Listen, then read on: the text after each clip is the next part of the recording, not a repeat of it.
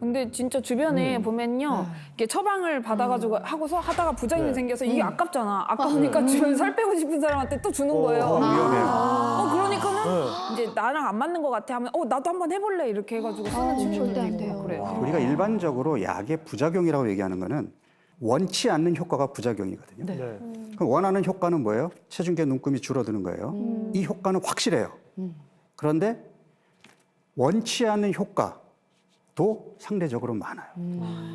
제일 큰 게 이제 속이 메스꺼리는 거예요. 마치 그 여성들 임신 초기에 입덧하는 느낌인데 남자들도 이 주사를 맞으면 느껴보시게 됩니다. 입덧을 경험할 수 있고. 체험을 간접적으로 할 수 있네요. 무려 발생 빈도가 50%예요. 진짜? 아니 부작용이 50%면 사실 다른 약물의 부작용이 이 정도면 이거는 약을 쓰지 말아야 되거든요. 그런데 어떻게 보면 이 메스꺼리는 부작용이 치료 효과에도 영향을 준단 말이에요.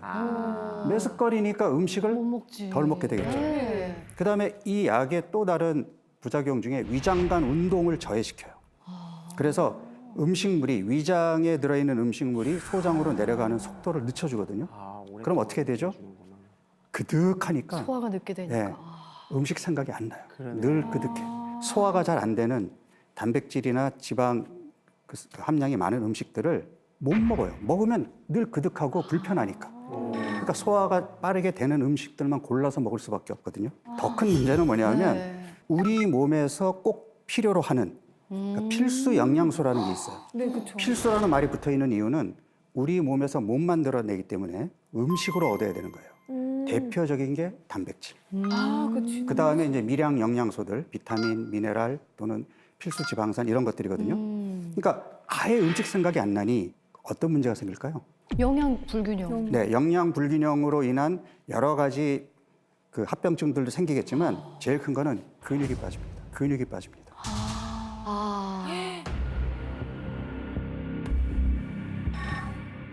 지금 이제 사진에 보시면 이거를 미국에서는 페이스라고 얘기해요. 이라는 게 당뇨 치료제로 나온 거를 체중 감량 목적으로 사용했던 사람들이 이런 얼굴을 보이는 경우가 많은 거예요. 이게 이제 수분과 지방과 근육이 다 빠져버린 거거든요. 네. 그러니까 입맛이 없어서 단백질 섭취를 못해서 근육이 빠지는 것도 문제지만 수분 섭취도 못하게 돼요. 정말요? 너무 심각한데? 네. 그래서 내가 건강을 챙기기 위해서 주사를 맞았는데 이런 모습이 되면 조금 바람직하지 않은 안 예뻐요. 결과 아닐까요?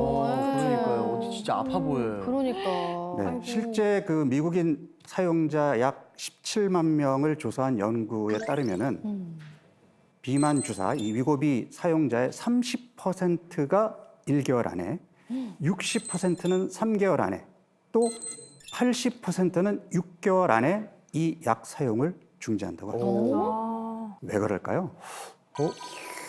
왜 그러지? 무슨 문제일까? 부작용이죠, 부작용. 사실 우리가 가장 원치 않는 게 뭐냐면 내가 다이어트 해가지고 체중계 눈금을 줄였단 말이에요. 그 체중으로 평생 살아야 되잖아요. 주사를 끊으면 어떻게 될까요? 돌아와요. 바로 요에 겁니다. 네, 이게 이제 데이터를 보시면은 빨간색 그래프를 보시면 비만 주사를 맞는 경우에는 체중이 쭉 빠져요. 그러시네요. 그러다가 약을 끊었어요. 어떻게 되죠? 올라가요. 바로 올라갑니다. 올라가네. 이게 체중이 원래 체중으로 돌아오는 것까지면 괜찮은데 더 쪄서 끝나요.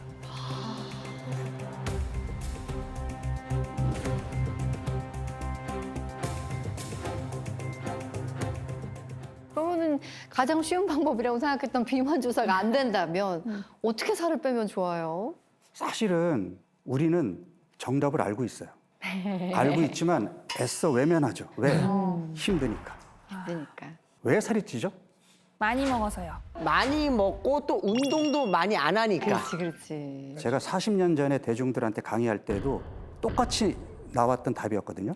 그러니까 40년이 지나도 사람들의 뇌리에는 많이 먹어서 쪘지, 안 움직여서 쪘지라는 이게 팩트로 자리 잡고 있는 거예요. 내장에 지방이 끼기 시작하고 간에 기름이 끼고 인슐린 호르몬이 작동을 못하고 몸이 만성 염증 상태가 되고 이러니까 똑같은 양을 먹어도 내가 포만감을 못 느끼니까 더 먹어야 되고 그다음에 몸이 무겁고 통증에 대한 역치도 떨어지고 이러니까 움직이지 못하는 거예요. 큰맘 먹고 헬스클럽 가서 운동했는데 바로 몸살 나가지고 끙끙 앓고. 마음은 계단을 올라가고 싶은데 무거운 몸은 어느새 에스컬레이터에 발을 싣고 있고. 그러니까 이거는 결과물이지 내가 식탐이 많아서 많이 먹고 게을러서 운동 안 해서 살이 찐 게 아니란 말이에요. 많이 먹고 안 움직이는 것은 건강하지 않은 몸의 현상이다. 우리 몸이 망가진 결과물인 거예요. 살이 찐 것은 여러분들 잘못이 아니에요. 많은 비만인들이 이제 이러한 용기를 얻게 될 것 같아요. 그러니까 이게 좀 생각을 바꾸자는 거잖아요. 내가 많이 먹고 안 움직여서 살찐 게 아니라 반대로 몸이 나빠졌으니까 많이 먹게 되고 안 움직이게 되는 거다. 오. 여러분들이 큰맘 먹고 어머님 드린다고 명품백을 샀어요. 어떻게 해요, 그 다음에? 다른 지출을 아껴야죠. 그러니까 내가 운동한다고 에너지 소모를 늘렸어요. 어떻게 해요? 다른 것에서 에너지 소모를 아껴요. 그러니까 나 운동했으니까 좀 퍼져 있어도 돼. 그리고 더 앉아있거나 누워있고 나 오늘 운동했으니까 그리고 하루 종일 앉아있고 심지어 운동했으니까 조금 더 먹어도 돼 하고 더 먹고 이러면 체중이 움직여요? 이게 우리 몸이에요. 그러니까 적게 먹고 운동한다고 빠지는 게 아니에요. 우리가 이제 새 차가 나오면 연비가 비슷비슷하잖아요. 네. 근데 차를 험하게 모는 사람도 있고 곱게 모는 사람도 있고 그러면 몇 년 지나면 연비가 차이가 나겠죠. 연비 떨어진 차는 같은 거리를 가더라도 기름 더 먹겠죠. 그렇지. 살찐 사람들은 연비 떨어진 자동차예요. 그러니까 더 먹어야 내 몸의 신진대사가 유지가 되는 거예요. 그러면서 살이 찌는 거죠. 우리는 배부르면 수저 내려놓잖아요. 그 포만감을 느끼게 하는 게 단백질과 미량 영양소거든요. 필수 영양소들은 한없이 들어오면 안 돼요. 필요한 만큼만 들어와야지. 그래서 필요한 만큼 들어오면 내 몸에서 포만감을 느껴서 수저를 내려놓게 만들어요. 맞아. 그런데 왜 과식을 하냐면 필수 영양소가 아닌 에너지원. 그게 이제 당과 지방이거든요. 자, 예를 들어서 닭백숙을 시켜서 먹었어요. 배부르죠. 네.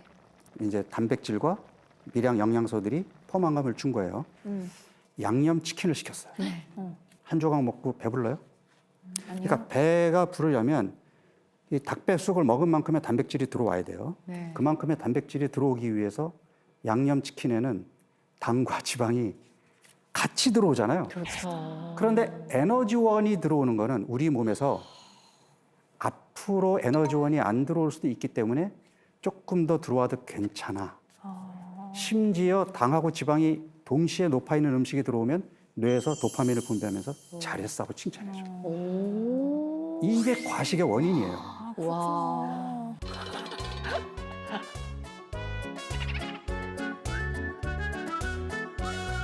탄수화물 몇 퍼센트, 뭐 저탄고지 이런 자 이거 다 잊어버리시고 네.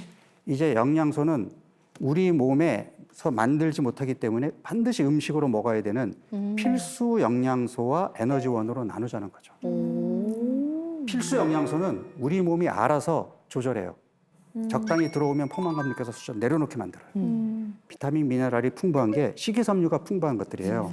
네, 채소, 통곡물, 과일 이런 것들. 그러니까 채소와 단백질이 이제는 주식의 자리에 잡아야 돼요. 그러니까 이거는 칼로리 계산으로 되는 게 아니에요. 그러네. 네. 내 몸을 이해해서 내 몸에 맞게끔 필요한 음식을 섭취하는 거예요. 그럼 이 시점에서 네. 우리 지킬 박사님의 식단 너무 궁금하지 않으세요? 너무 궁금합니다. 과연 어떻게 식단을 꾸려서 네. 드실지 와 이거 방송에 나오면 안 되는데. 공개해 주세요. 그러니까 먼저 전제로 깔아놓는 거는 의사의 말은 따르되 행동은 따라하지. 전제해 놓고 시작하겠습니다. 네. 마지막 식사를 끝낸 시점에서 14시간 후에 첫 번째 식사를 합니다.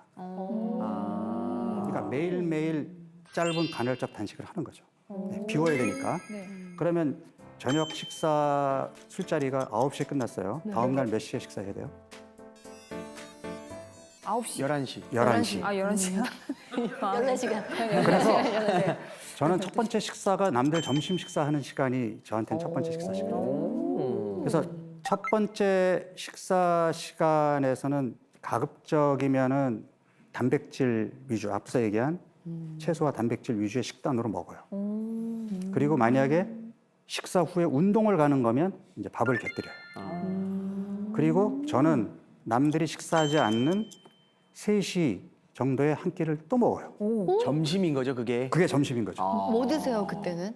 그때는 뭐 그냥 포케라든지 또는 비빔밥이라든지 뭐 제가 이제 좀 즐겨 먹는 메뉴들이 있거든요. 네. 그리고 그때는 아무래도 활동을 많이 하는 시기니까. 그리고 저는 진료실에 의자가 없어요. 저는 서서 진료하고 의식적으로 계속 움직이려고 노력하거든요.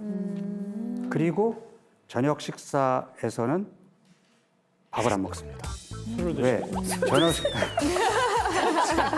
통한 뜻이네 둘이 두 분이. 저녁 식사 때는 어쨌든 이후에 활동이 거의 없잖아요. 어. 네. 그래서 가급적이면 채소와 단백질 위주의 식사를 합니다. 그렇군요. 아니, 저 질문이 있는데 간헐적 단식을 하는 14시간 동안에 뭘 마시는 것도 안 돼요? 물은 이를테면 괜찮아요. 미숫가루 안 돼요. 안 돼요? 커피. 그러니까 블랙커피까지는 괜찮은데 단식이라는 의미가 뭐냐 하면 에너지를 내는 영양소가 들어오지 말아야 됩니다. 에너지원이 들어오면 안 돼요.